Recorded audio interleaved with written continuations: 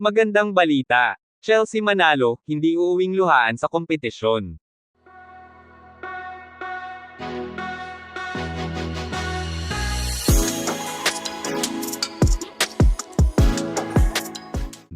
Bagamat hindi nakapasok sa top 12, ang ating pambatong si Chelsea Manalo, ay nasungkit naman nito ang titulong Miss Universe Asia 2024.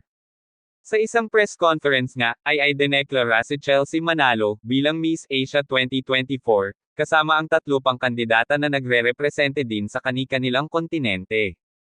Ang ilan sa mga idineklarang Continental Queens ay sina Chelsea Manalo, ang Miss Asia 2024.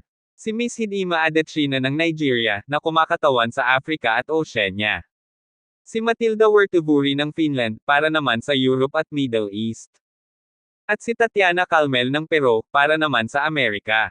Ayon pa kay Chelsea Manalo, masaya siya sapagkat ang palagi niyang kasama sa kompetisyon na si Miss Tatiana Calmel ng Peru, ay kasama niyang nagwagi ng nasabing titulo. Dagdag pa ni Chelsea, sila ni Miss Calmel ay magkatabi alphabetically, roommates, at ngayon ay parehong nagwagi ng continental titles.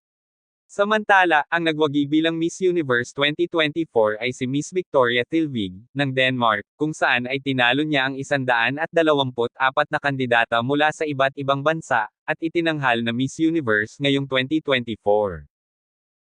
Manatiling nakatutok sa ating channel para sa iba pang showbiz kaganapan.